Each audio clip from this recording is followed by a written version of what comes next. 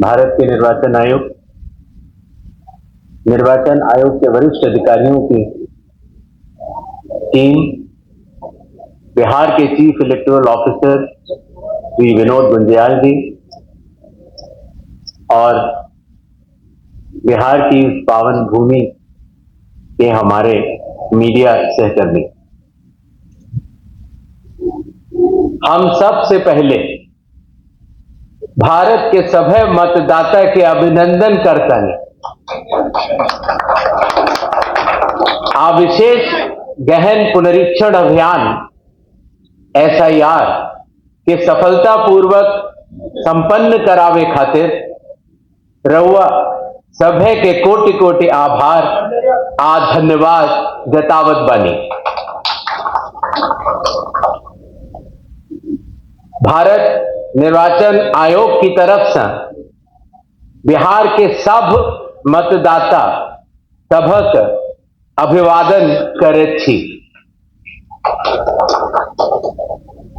आपके माध्यम से मैं बिहार के सभी मतदाताओं से यह आह्वान करता हूं कि आइए, जिस तरह से हम अपने त्योहारों को उल्लास और श्रद्धा से मनाते हैं और विशेष रूप से बिहार की छठ पूजा जैसे महान लोक पर्व को पूरे उत्साह व आस्था से मनाते हैं, उसी तरह से लोकतंत्र के चुनाव के इस महापर्व को भी उत्सव की तरह मनाएं।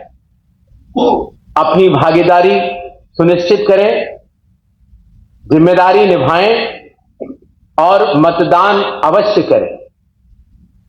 अपना भागीदारी पक्का करिए, जिम्मेदारी निभाएं, आप वोट जरूर करिए।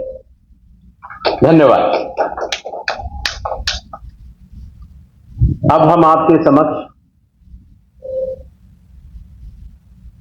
एक छोटी सी प्रेजेंटेशन देंगे, जिसमें कि बिहार के आने वाले इस चुनाव में जो चुनाव आयोग ने नई पहलें की हैं, जो कि अब देश भर में भी लागू होंगी, उनके बारे में हम आपको बतला सकें।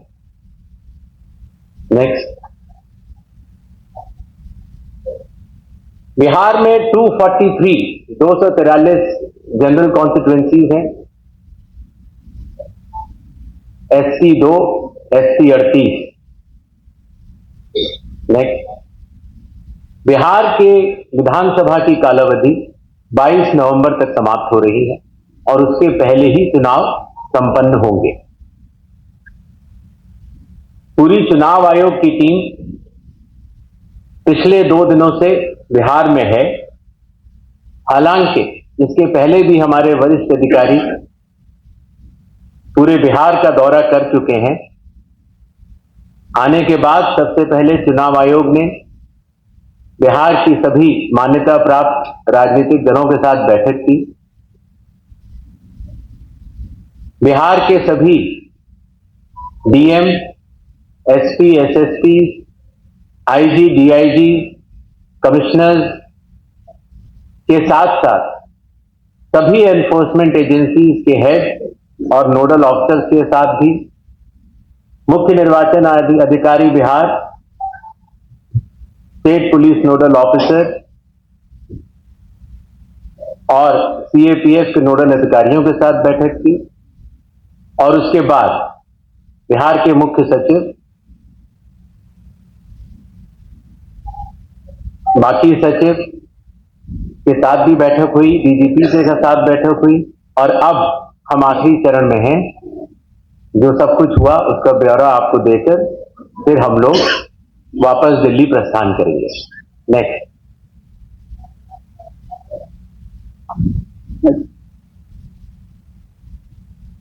बिहार से शुरू होने वाली कुछ पहलों में सबसे पहले परिशीलन, ट्रेनिंग।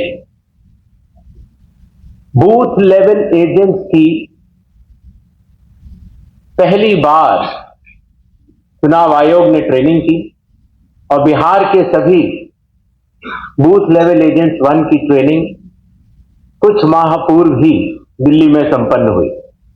साथ ही साथ बूथ लेवल ऑफिसर्स की भी ट्रिपल आईडीएम में ट्रेनिंग हुई और अभी तक देश भर के लगभग 700 बूथ लेवल ऑफिसर्स और सुपरवाइजर्स की ट्रेनिंग पूरी की जा चुकी है। साधारण तौर से पुलिस ऑफिसर्स की ट्रेनिंग जिला या स्टेट में ही होती थी, लेकिन इस बार एक मानक के तौर पर उसको दिल्ली में भी ट्रेनिंग शुरू की गई। मतदाता सूची, इसमें सबसे बड़ी पहल रही विशेष गहन परीक्षण अर्थात स्पेशल इंटेंसिव रिवीजन। ये कार्य 24 जून 2025 से शुरू हुआ और कालावधि पूर्ण होने से पहले ही समयबद्ध तरीके से सभी मतदाताओं के सहयोग के साथ समाप्त हुआ। जो बूथ लेवल ऑफिसर्स, निर्वाचक पंजीयक अधिकारी जो इतनी मेहनत के साथ ये कार्य करते हैं, उनके मानसिक मोटिवेशन के लिए उनका रिन्यूमरेशन भी बढ़ाया गया। काफी वर्षों के बाद ये पहली बार हुआ और खास तौर से ईआरओस और एईआरओस को पहली बार ऑनरेडियम देने की व्यवस्था की गई। पहले ये बात सुनने में आती थी कि वोटर कार्ड मिलने में बहुत देरी होती है, इसलिए चुनाव आयोग ने वोटर कार्ड के वितरण की हर चरण की एनालिसिस करते हुए अब उसको 15 दिन के अंदर हमारे मतदाता को मिल जाए ऐसी व्यवस्था की। बूथ लेवल ऑफिसर्स को जब वो मतदाता के पास जाएं तो मतदाता उनको सुगमता से पहचान पाए, इसलिए बूथ लेवल ऑफिसर्स के लिए भी फोटो आईडी कार्ड शुरू किए गए। कंडक्ट ऑफ इलेक्शन, विकास की गति के साथ चलते हुए हर जगह ये समस्या मतदाता लोग बताते थे कि कई बार जब लाइन में खड़े होते हैं तो मोबाइल की आवश्यकता पड़ती है। आजकल मोबाइल कोई नहीं छोड़ना चाहता, तो इसलिए बूथ के कमरे के ठीक बाहर मोबाइल जमा कर अपना वोट देने के बाद ठीक बाहर आएं और अपना मोबाइल ले जाएं। ऐसी व्यवस्था की ट्रायल की जा चुकी है पिछले बाई इलेक्शंस में और बिहार में ये पूरे राज्य में लागू होगा, सभी 90,000 पोलिंग बूथ पर।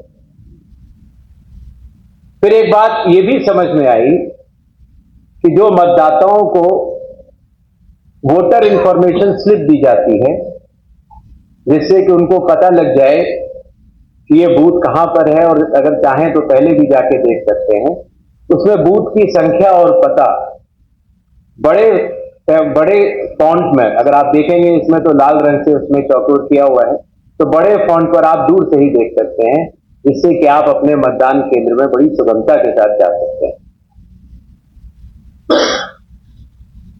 इलेक्शन कमीशन ने टेक्नोलॉजी का सहारा कई वर्षों से लिया हुआ है। धीरे धीरे करते करते लगभग 40 एप्लीकेशंस बन चुकी थी, जिसको कि हर मतदाता को या स्टेक होल्डर को बार बार अलग अलग लोड करना पड़ता था। इसलिए सबको मिलाकर एक कंप्यूटर प्लेटफॉर्म तैयार किया गया, जिसका नाम है one stop digital platform ECI net. इसका प्रोग्रेसिव इंप्लीमेंटेशन अभी जारी है और बिहार में इसको लागू भी किया जाएगा और उसके बाद भी अगर कोई काम बचेगा तो उसको पूर्ण करेंगे। कई बार यह बात भी आती थी कि चूंकि पोलिंग स्टेशंस पर मतदाताओं की संख्या 1500 या उससे अधिक हो जाती थी, तो बहुत लंबी लंबी क्यूज लग जाती थी और खास तौर से आखिरी घंटों में क्यू को मैनेज करना मुश्किल भी हो जाता था।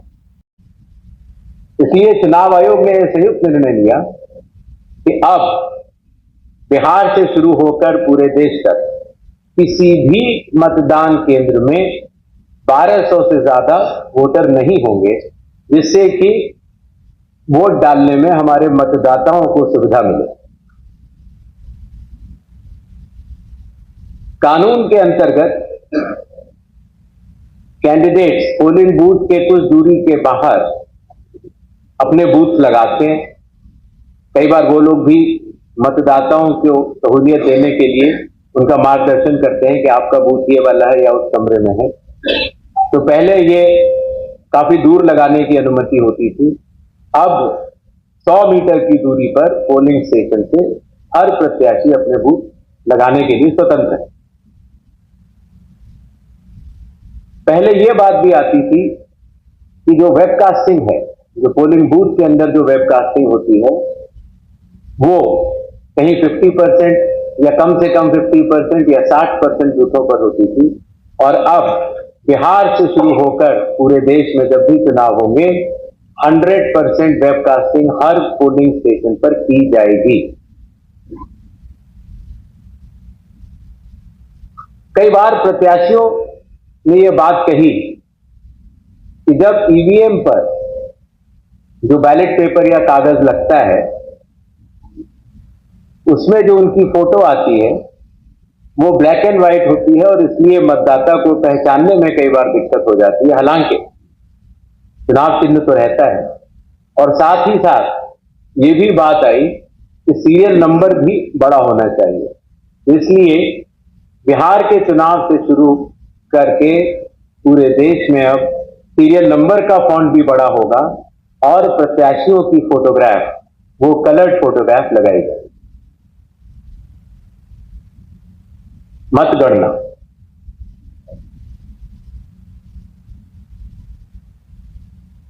पहले जब वोट की काउंटिंग होती थी तो अगर फॉर्म 17C, जिसके बारे में आपको बाद में आगे बताऊंगा, अगर उसमें जो प्रिसाइडिंग ऑफिसर पोलिंग एजेंट को देते हैं और ईवीएम की काउंटिंग यूनिट में अगर कोई भी मिसमैच होगा तो ऐसी सभी वीवीपैट की गिनती पूर्णतः की जाएगी।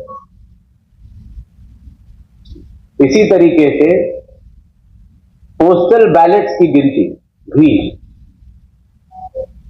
ईवीएम के आखिरी 2 राउंड से पहले पूर्ण करना अनिवार्य होगा और ईवीएम के आखिरी 2 राउंड उसके बाद ही शुरू होंगे।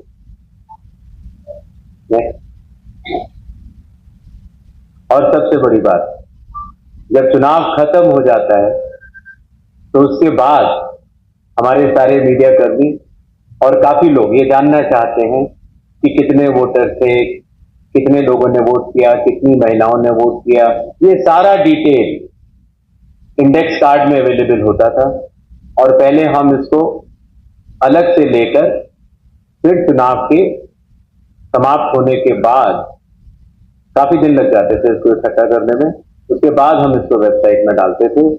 और अब क्योंकि धीरे धीरे ईसीआई नेट का प्रोग्रेसिव इंप्लीमेंटेशन हो रहा है, इसलिए ये डिजिटल इंडेक्स कार्ड चुनाव खत्म होने के कुछ दिनों के भीतर ही आप सभी को देखने को मिलेंगे। ये था छोटा सा एक ब्यौरा जो बिहार अब पूरे देश को राह दिखाने जा रहा है। 17 नए इनिशिएटिव जो कि बिहार में सफलतापूर्वक कुछ लागू हो चुके हैं और कुछ कंडक्ट ऑफ इलेक्शंस में लागू होंगे और कुछ काउंटिंग में लागू होंगे। इसके पहले कि हम लोग सवाल जवाब का दौर शुरू करें, कुछ चीजें मैं आपको बतलाना चाहता हूं। भारत में चुनाव संविधान, लोक प्रतिनिधित्व कानून और रूल्स के अंतर्गत होते हैं। दुनिया की सबसे बड़ी चुनावी व्यवस्था है भारत के चुनाव और भारत का चुनाव आयोग। और ये व्यवस्था कई चरणों में बटी हुई। जैसे आपने देखा, मतदान केंद्र स्तर पर बूथ लेवल ऑफिसर, उनके ऊपर इलेक्टोरल रजिस्ट्रेशन ऑफिसर अर्थात ईआरओ, अर्थात निर्वाचक पंजीकरण अधिकारी, जो कि एसडीएम स्तर के होते हैं। जो मतदाता सूची होती है उसको बनाने की जिम्मेदारी ईआरओ की होती है। बिहार के 243 हर विधानसभा में एक ईआरओ होता है और उन्होंने मिलकर बीएलओ के साथ मिलकर 243 ईआरओ, 90,217 बीएलओ ने मिलकर काफी वर्षों के बाद, लगभग 22 वर्षों के बाद मतदाता सूची के शुद्धिकरण का कार्य किया। अगर ईआरओ के निर्णय में किसी का मत, किसी का नाम अगर वोटर लिस्ट में ना आ पाए या किसी गलत आदमी का नाम आ जाए, तो इसके ऊपर डीएम के पास अपील होती है और अगर डीएम के डिसीजन में अगर कोई भी त्रुटि किसी भी मतदाता को लगती है तो उसकी अपील चीफ इलेक्टोरल ऑफिसर के पास होती है। तो इस तरह से विकेंद्रीकृत वैधानिक अधिकारियों के तहत मतदाता सूची बनाई जाती है। इसी तरीके से जब चुनाव होते हैं तो चुनाव आयोग हर विधानसभा के लिए एक रिटर्निंग ऑफिसर को नियुक्त करता है, जिसका कार्य होता है अपने विधानसभा में चुनाव कराना, और जो भी उसका रिजल्ट आता है वो रिटर्निंग ऑफिसर प्रख्यापित भी करते हैं और चुनाव आयोग के निर्देशों का और कानून का अक्षरशः पालन करते हैं। ये बात मैंने आपको इसलिए बताई कि भारत के चुनाव दो भागों में बटे हुए, एक मतदाता सूची को बनाना और दूसरा चुनाव कराना, और दोनों में विकेंद्रीकृत वैधानिक अधिकार दिए गए ईआरओ और रिटर्निंग ऑफिसर होते हैं और वो चुनाव आयोग द्वारा दिए गए निर्देशों का पालन करते हैं, और अगर उनके पालन में कहीं भी त्रुटि हो तो चुनाव आयोग उनको सुपरवाइज, डायरेक्ट और कंट्रोल भी करता है। इन छोटे शब्दों के साथ मेरे ख्याल से मैंने आपको चुनाव के बारे में तो जरूर बताया, और I think we can open. धन्यवाद सर।